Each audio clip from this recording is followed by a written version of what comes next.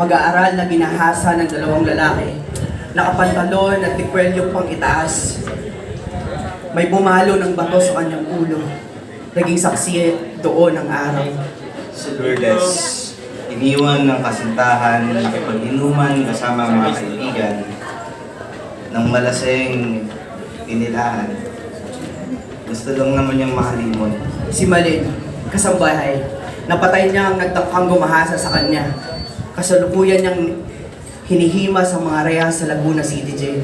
Si Lina, sex worker, nagsumbong sa presinto matapos maghahasa ng pulis Makati. Hindi pinaniwalaan dahil sa kanyang trabaho. Napansin niyo ba na ang katotohanan sa lipunang ito ang biktima pa ang mas naparurusahan, na inuulong natin ang gahasa sa kahong ayaw nating tingnan, na walang pinipiling oras ang walang mapagpilbangin ng kalibugan? Napansin niyo ba? Ang katotohanan sa mata ng lipunan, mas malaki pa ang kasalanan pagsuot ng maiksi, ang pagpakita ng binte, mas malaki pang kasalanan paglabas sa gabi, ang kawalan ng kakayahang pumalad. Ang pagiging Babae,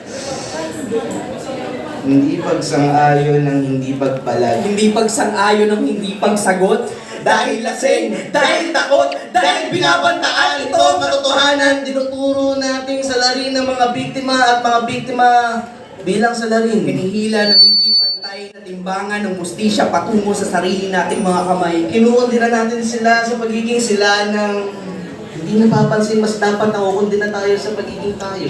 Ano ba? Napansin na ba? Ayos din po. Hindi mababa ang kaso ng gahasa kung patuloy natin sisihin ang biktima. Ito ang katotohanan. Ang kalibugan sa katawan ng mga manyak ay hindi natutulog. Walang pinipili. Ang mga uhaw sa laman ay nagpapakalunod sa kasalanan. At ito ang katotohanan. Ito ang katotohanan.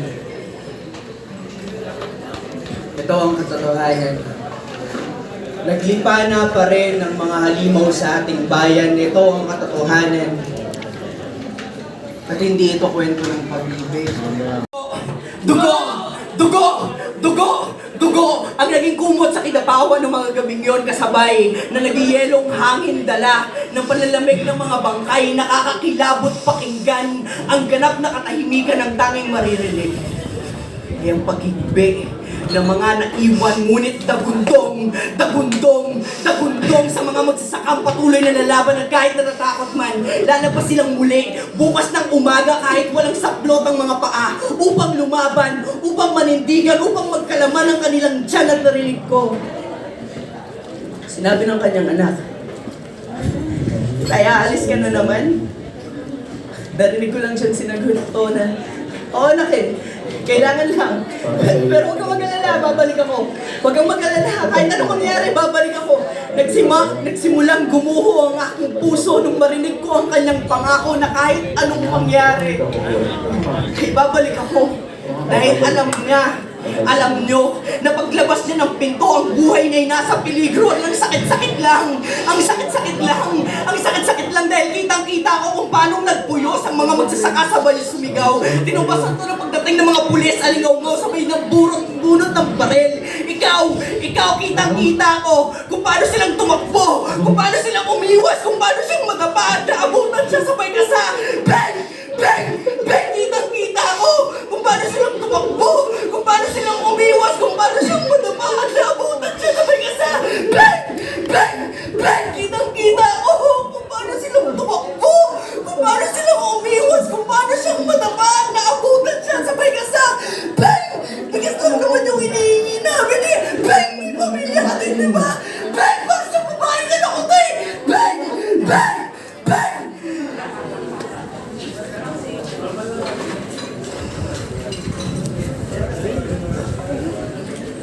Kitang-kita ko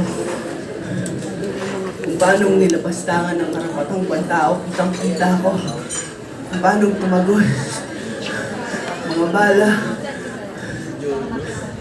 sa katawan niya mismo at kahit na tumutulo ang dugo sa kanyang labi.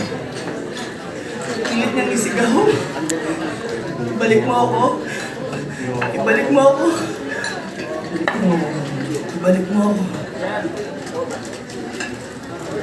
Kabila ng maghapong pagbibilad sa trabaho, ang walang tigil na pagtatampisaw sa sariling pawis. Sila pa rin ang pinarusahan, ibinako sa kahirapan. Sugat sa kanilang balat, ang salitang tamad, puro reklamo, kahit na sila gumagawa ng paraan upang mapunan ng kanin ng ating mga tiyan. Hanggang kailan natin bubusagin sa gutom ang mga nagpapakain sa atin? Hanggang kailan? Hanggang kailan natin tatakpan ng mga dalangin ng mga ayaw nating pansinin? Dasal natin sila. Tinuturuan tayong tumingin sa magagandang bagay. At huwag nang masyadong mga problema. Inom na lang tayo. Doon tayo sa parking lot, manigarilyo. Pero paano ko yung gagawin? Paano kung gagawin? Paano yung gagawin? Paano niyo nakakayang gawin? Kung araw-araw ay may namamatay na anak ng Diyos, dahil hindi niyo ba pansin?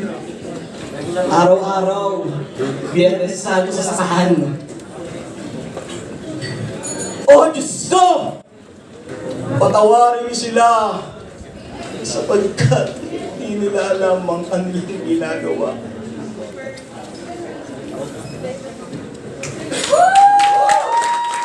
Kung yan,